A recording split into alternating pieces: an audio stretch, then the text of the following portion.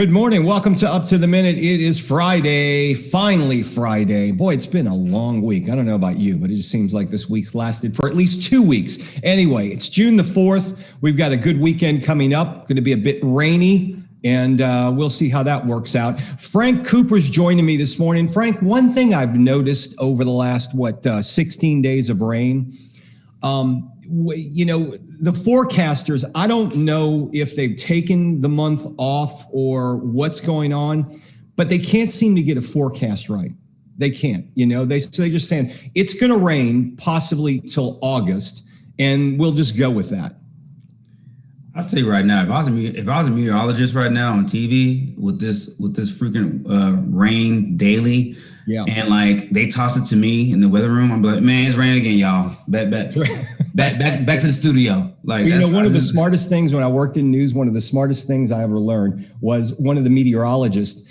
Every time before the newscast, we were in a box of a building, no windows whatsoever, because it was a TV studio, and he would go outside and look around and sit down on the table outside just for about 5 minutes before every newscast, because the last thing he wanted to do was give the wrong forecast and say it's nice out and it's raining out. And I guess that had happened before. You know what that is, Todd? That's called making boss moves. That's making, I thought, common sense. But okay, yeah, I'll go with that. Frank, you want to tell everybody we got some social media they can follow us in? Absolutely.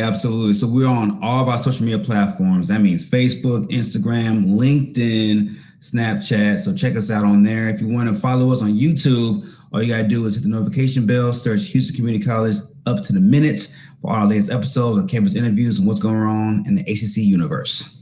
All right. Stick around, Frank. I know we've got some NBA predictions that you're going to give us for whatever that's worth. Because I'm so upset about my predictions, man, because I was right but wrong at the same time. I know. Okay. Well, we'll check in with you in a little while. Hey, folks, we got your HCC news and information for the next half hour. Stick around for that. We've got two special guests today. It's Film Friday, and Joey Mathews is the owner and CEO of FilmLab, and he's our Film Friday guest. Good morning, Joey. Good morning. Thanks for having me. Yeah, thanks for being here. We're looking forward to hearing about FilmLab in a few moments. So if I ask you to stick around, grab a cup of coffee, we'll check in with you in a few minutes. Sounds good. All right, we're going to kick things off talking financial aid. You've got a lot of questions, I'm sure, about financial aid. There always seems to be a lot of questions about financial aid. It's very important. JoEllen Price is our executive director of HCC's financial aid department. Good morning, JoEllen. How are you? Good morning. I'm great and happy to be here. Thank you. So let's start off right at the top. Financial aid can help students with tuition, but it can also help paying the other bills as well, correct? That is correct. The government and the state set up financial aid to help students with all educational costs while they're going to school, which includes transportation costs, housing, food, personal expenses, books and supplies. So financial aid isn't just about helping them pay for the bill. It's to help with all educational costs. Yeah, I mean, I learned that real quickly, I think, when I first started at the district offices several years ago, and we were doing a show, and someone who worked for your department, I remember, told me how they had an emergency fund, and they set up, and they actually helped the student pay for a flat tire because the student couldn't get to class because they didn't have enough money, which I understand, on fixing that flat tire or buying a new one. So they were able to help them out through your department. Absolutely. And we're finding that having emergency funds for students while they're in school is becoming more and more important. This pandemic alone has showed the need for emergency aid, and we have a tremendous amount of emergency aid for students for the next year. And to get that emergency aid, I imagine first you have to apply for financial aid. And there are certain benefits of doing so early because there are deadlines to get in the system. Is that correct? That is correct. There are deadlines, and it is important to apply for financial aid. And this coming year, we have opportunities for financial aid for all types of students, not just students who qualify for federal financial aid. So we want to encourage all of our students to take advantage of our applications and apply for aid. And then the emergency aid programs, the federal emergency aid programs, which is called HERF funds, are available to all students, not just those who apply for financial aid. Oh, so they're available to all the students. And do they have to qualify for these? Some students may, well, you know what, I'm working. I don't know if I can get those funds. How do you qualify for them? For the fall, all students that are enrolled at HCC are going to qualify to request emergency aid. And it's a simple request form that will be available through their self-service in our system. Here, another misconception about financial aid is people think it's just loans. But from what I understand, loans are the last option because you guys work with the students to see various ways. And I know, as you mentioned, right now, especially with all these government funds available, there are pathways to get all of your tuition paid for, if not most of it, before you have to take out a loan. That is absolutely correct. And so students, actually, for this past year, less and less students are taking out student loans because of the amount of grant funding that's available, scholarships and grants. Scholarships through our foundation for academic-based as well as need-based, and then need-based funds through federal and state resources, as well as institutional. HCC provides a significant amount of institutional money to students. And we have also programs where students can work for the college or work for something in their profession to earn some student financial aid where you don't have to pay that back. Maybe you can tell us about that. Yeah, work study program is a tremendous opportunity for our students. Now, the work study program does require the students to apply for financial aid. So it is important that they do the FAFSA or the Texas state application called the TASFA, and then we'll look at their eligibility for work study. And then we hold job fairs all summer long into the fall semester, and they can meet up with organizations, nonprofit community service organizations, profit organizations, HCC departments that will hire them, and they work at a very good pay rate, an excellent, actually, hourly pay rate, and they work while they go to school and gain experience at the same time they're earning work study funds. And the best part about that, you're earning those funds and you don't have to pay them back. That's funds that you're working for. That's correct. And you get paid every 2 weeks like everybody else. I've seen a lot of questions on social media. Maybe you can explain how this works, but students ask, when are they distributing the financial aid packages? Are they distributed at one specific time throughout the year, or is it consistently depending on when you apply? We get an award package out to the student as quickly as we possibly can. So if they do the application and there's no additional documents required and they've been accepted to HCC, they'll get a package immediately. If they have required documentation, they go out into their self-service, look at their checklist items to see what's needed. We're here to help them and guide them through that. We have online forms, which makes it really easy for them to submit documents and forms to us. And then as soon as we get that documentation, we review it as quickly as we can and get an award package out to them. If people have questions about financial aid, for example, one of the other questions I see on social media every now and then involves tax documents. What am I going to need? Do I need my parents? Do I need mine? Do you have advisors available who can answer those questions and let them know? And how do they get a hold of you guys? Absolutely. We have numerous ways the students can reach us. We're opening back up. So we've got a lot of our financial aid offices open now where they can go in and they don't have to make an appointment anymore. They can just walk in and get assistance. We have a contact page on our website that provides details about what offices are open and when. And then we have our Zoom lobby where students can just go into the Zoom lobby at any time. Many of our students are using our Zoom lobby to reach a financial aid advisor and get assistance.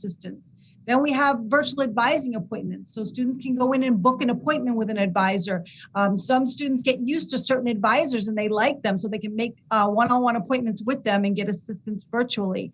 Then you have our call center, which will take calls Monday through Thursday, 8 a.m. to 6:30 p.m., Fridays, 8 to 5. Same with our Zoom lobby, same hours. And then they can reach us by email. So we've got our employees that answer emails throughout the day into the evening, and some even do answer emails on weekends. And then we have a resolution center. It's an online form where students can submit any issues they're having, and they go directly to our supervisors and leaders who will help students resolve any issues they're having. If a student thinks, well, it's just too late for me to apply, what do you encourage them to do? Just to apply no matter what, and we'll try to figure it out for you? Absolutely, it's never too late. Even students that decide that they don't want to apply and they start paying through a payment plan, or they pay out of pocket, and then they run into some financial constraints, they can apply anytime through the year. And if, let's say, they apply at the end of the fall semester and they've attended for the fall, we'll make any financial aid available to them retroactive. So we do encourage students to apply before the start of the year, so that they don't have to pay out of pocket if they qualify for financial aid, but they can apply anytime. Don't let finances stop you. That's the key here. And keep in mind, apply early for that financial aid. We'll get it figured out for you. JoEllen Price, Executive Director of HCC's Financial Aid Department. Thanks for being here this morning. Thanks for having me. Have a great day and have a great weekend. Thank you. You too. And if you'd like to reach our financial aid department, we'll have the link in the social media post for this show. All right. So we are going to. Thanks, JoEllen. Take care. All right. We're going to move on to Joey Mathews. He's the owner and CEO of FilmLab and our Film Friday guest. Joey, good to have you here. I know your website talks about the fact that you guys are a group of storytellers. And I can't say how important that is, because I know years ago, before I started working for HCC, because I worked in news, I put on my resume, I'm a storyteller. And I can't tell you, I had people just bring me in for interviews saying, we're looking for people who can tell a story. That's what I try to get across to our students. Storytelling is so important, sometimes more important than the technical skills. Yeah, absolutely. And I think that's something that we've noticed from the beginning. You know, when I first started, was yes, we want things to look beautiful and want things to look cinematic. And but at the end of the day, you know, people won't really care unless there's a compelling story that they can connect to. And so I think that's how we've always worked. And you know, we have a great crew here that we all share that same ethos about storytelling and the importance of it. And it's been really fun just to see how we've grown and just some of the clients we've been able to work with because we focus so much on story. Tell us about FilmLab a little bit, how long you guys have been around and what type of clients you worked with. Yeah, so we've been around for about 10 years. We're a full service video production company. We mainly do corporate and nonprofit films. You know, some of our clients we've worked with, Memorial Hermann, Disney, you know, Four Seasons Resorts, CBS Sports. We've worked with artists like Arcade Fire and Solange.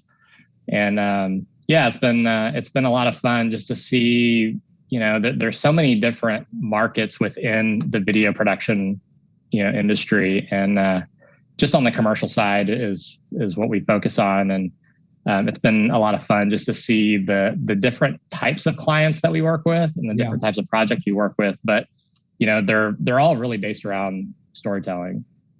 You started out as a musician. Now you're a filmmaker. How did you make that transition? Yeah, you know, in the late 90s, I was regionally touring in a band, and that was my world. And I got a camera because I wanted to do band documentaries and music videos. And I just fell in love with it. You know, I didn't really know what I was doing. And I actually, you know, once I started getting into that, we started doing weddings, and we launched a wedding brand called 31 Films. Yeah. And we saw huge success with that brand. And so it was something that I didn't really plan for. It just kind of organically happened. But yeah, we just started growing and growing and growing. And then we, you know, from the wedding side, we started getting these higher end commercial clients. And yeah, we started the FilmLab brand at that point. I would imagine when you're working with a lot of corporate clients, you know, some of the work can be a bit tedious and monotonous at times, but you turn that into something that intrigues you or creative. Maybe you can talk about that, getting something where you're going, well, gee, that's a real boring concept you have. Let me see what I can do with it. Yeah, I think, you know, and I think that's part as an artist, as you grow in your craft, you start to realize what you're good at. And and the things that you're not so good at. And so for us, it's like, no matter what client we're working with, there's a process that we have to the way we work with them, the way we find out about who they are as a company, and really what their goals are and what they're trying to accomplish in the story. And so for us, that's really what it starts at. But it's also fun because I think, especially the way marketing is going now, it used to be where everything was just a sales pitch, and now people really don't want to be sold to, and so branded content is something that we've seen a big growth in the market, where they're commercials, but they're kind of hidden. They're kind of hidden inside a documentary or something a little bit more compelling. And so that's something that we work hard to you're right. There are some projects that can be mundane, but I think like it's all about the crew and the creative and trying to push the story. I know all of our worlds changed back in March of 2020. We're doing this now virtually. I think before March of 2020, we were doing some things. We were live streaming from our studio, but man, doing this from all of our homes, that was a big change. How has it changed your industry? Have you noticed more creativity, just new ways of doing things? What have you noticed? Yeah, last year was pretty crazy. We had a hotel brand we were going to be doing a lot of work for and traveling, all over for, and that just kind of stopped. Everything stopped, and I got nervous. But one thing that I found pretty soon after all this is that a lot of companies, they needed to communicate, whether it be to their employees or to their stakeholders, and so we started getting busy with just people that needed video to say, hey, this is what our company's doing right now. This is, these are some changes that are happening. And then beyond that, we saw huge opportunities for bigger productions that they were filming in Houston, but they couldn't travel. They couldn't fly in. So you would have your New York or LA crews that couldn't travel. And so they were looking for local crews. And so we ended up getting some really awesome projects that, we probably wouldn't have gotten if it wasn't for COVID. So, for us, it was all about adapting and just kind of seeing where opportunities were. And I was actually really surprised how busy, we were able to stay. When you were doing the remote productions for the crews, say if they were in LA or New York, were you linking them in where they could direct you or work with you virtually? Yeah, that was really fun. So, just how we're doing this Zoom call, we would have a Zoom call where the director could be directing the scenes. Someone could be interviewing the person, all remotely. And, I think something that I didn't mention before is the way we are as a crew and the way we film, and we're able to do things on a really small crew level and produce, fairly high end, looking projects. And so that was a win for us because we could still do these, bigger productions, but in more of a safe way. And, but it was funny. I mean, we had one shoot that we got for, to film the intro for the Super Bowl. And there was probably 12 people that were remotely logged in, and you had everything from, technical engineers to directors to producers, executive producers. And it was pretty amazing to watch it all play out. But really, that's kind of changed the industry because we've learned that was effective. We did the same thing at HCCTV last summer where we had maybe a couple of people go out in the field and shoot, and all of us logged in via Zoom to watch, direct, and give directions to the production. Do you see more of that in the future as we move forward? Instead of sending a crew down here, they can hook them in remotely and hire you. I think, I think in some ways people are ready to get out again. They're ready to travel. They want some of that life back because, I think there is something special that happens when you're working with people, in the same room that you can't get on Zoom. But I will say that I do think that it definitely opened up a lot of people's eyes to what's capable of, that you know what, we don't have to fly 10 people out to the city. Like they could literally just, because of technology, they can be there on a computer and they can see everything that's being filmed. They can communicate. It takes some effort to do that, but yeah, I mean, it's definitely, to me, I think there will be more of a hybrid. I think there's, in some ways you can't get away from, just getting people together to make something. But yeah. Finally, your size of your staff, how large is FilmLab, and do you work with young talent or interns? So we are a small crew of 6, and we run pretty lean, meaning that we're usually we're always busy. So some summers we do interns, sometimes we don't. I don't have an internship, right? Like a formal program, but if we find the right candidate and it feels like something that they can help us and we can help them, I've probably hired 3 of my staff members because they were interns. They were going to be graduating film school or college, and they came in and spent the summer with us, and it was a great way for me to just learn about who they are, their work ethic, their skill level, and it's whenever we can have interns, I love having them. Joey Mathews is the owner and CEO of FilmLab, and he's our Film Friday guest. If you want to learn more about FilmLab, we'll include a link to their website in the social media post for our show. Joey, we appreciate you being here this morning and inspiring our students. Awesome. Thank you so much for having me. I appreciate it. We appreciate you being here. Thank you.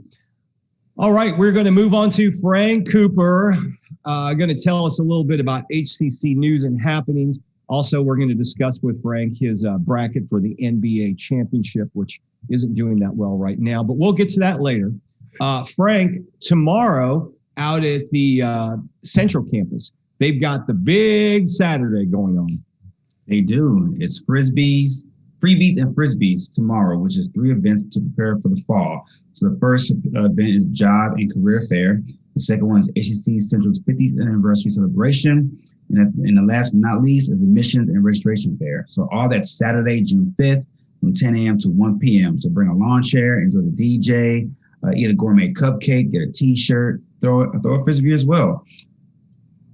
That's right. The big Saturday happening tomorrow. Check them out at the Central Campus. And of course, it is all free. Welcome back, students. And by the way, Frank, we are fully open again. Students returning to our campuses on Monday for in-person classes. We're moving full steam ahead this summer. We are. So again, for social distancing, it'll be smaller classes. So if you're trying to get in when you fit in, get in right now, register right now to get the best options for you and your schedule as well. So for more information about that, go to hccs.edu/now and get those classes while they're still out there. Another thing we're doing at HCC is we've got a couple of locations set up, Frank, for the vaccination for COVID. The COVID vaccination, it's happening in HCC Northeast, is the site for the Pfizer vaccines from the city of Houston, 10 a.m. to 6 p.m. This week through tomorrow, Saturday, June 5th. HCC's Acres Homes and Central will offer the second Pfizer shot from the Texas National Guard and Texas Department of Emergency Management. Also, next week, 10 a.m. to 6 p.m., Wednesday through Saturday, June 9th through 12th. Walk-ins and drive-ins are encouraged. No appointments necessary. You can literally walk up there, drive up there, and get your shot. If you are an HCC faculty or staff member and you still need to get your vaccination, you can do so. You will not be charged leave time. You can code your hours accordingly. Check with your supervisor for more information there. Frank, I was running the other morning real early, and the city of Houston had a vaccination site set up right on the outskirts of downtown, kind of near the municipal courthouse. And I'll tell you, I ran through there. There was no one there. There were people set up to give the vaccinations. There were people set up to take your information. You could literally walk up. There was no one there at that time, meaning I guess you could go to these sites. You don't have to stand in any line. You can walk right up. You get in and out in a matter of minutes. Yeah, I think the city of Houston, along with a lot of other cities across America, are doing a good job of giving people opportunities to get in while they can and not have a waiting line. I mean, the more shops, the more vaccination places are open, the less traffic it is, which is good for everybody else. Because people have jobs, people got things to do, take care of their kids, so it's good to have that flexible scheduling with all these vaccination shops being open right now. Yeah, I know when I first got my shots, both rounds, I had to drive like 30 miles away just to get round number 1, and then 35 miles away to get round number 2, 2 weeks later. So things have changed now. They're available citywide on our campuses. Just get out and get one and make sure you do it if you wish to do so. All right, Good Vibrations. The summer audio workshops are happening, Frank. Learn how to make music in 20 hours with HCC professor David Sharma.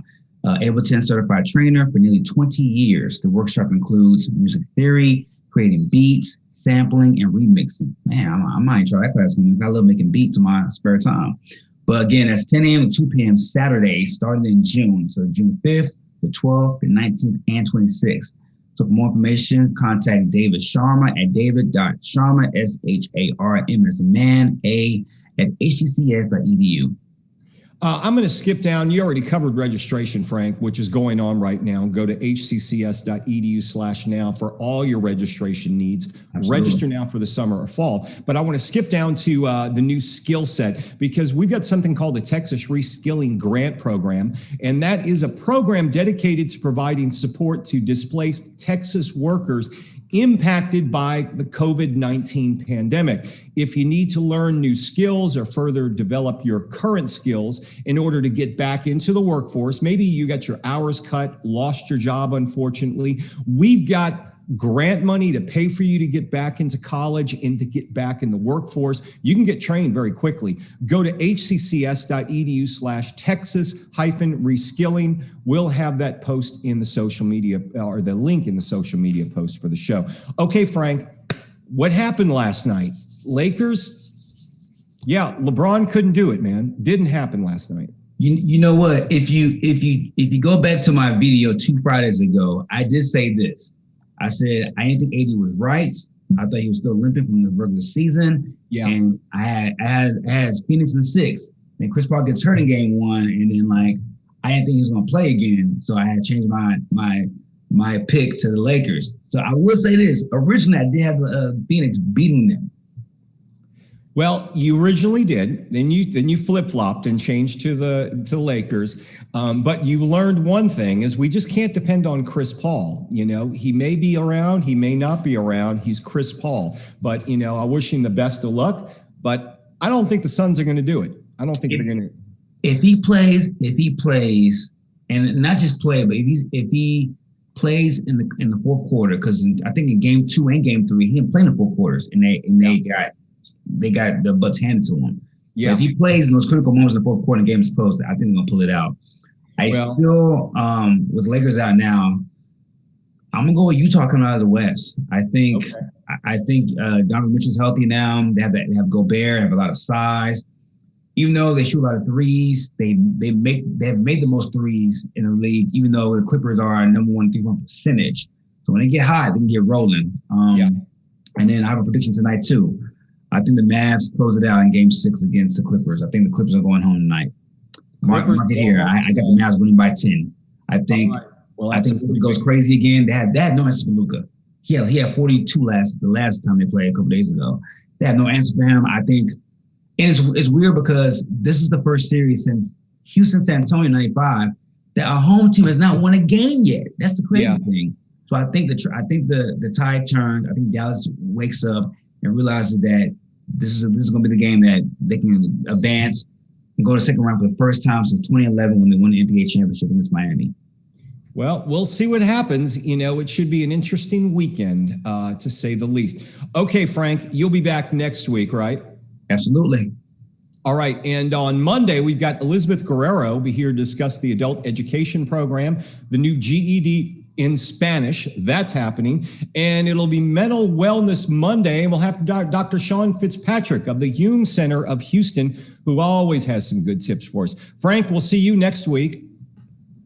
Absolutely, man. It's always a pleasure. It's always a pleasure. Thank you, boss man. Thank you. And we'll see all of you Monday morning live right here on Up to the Minute.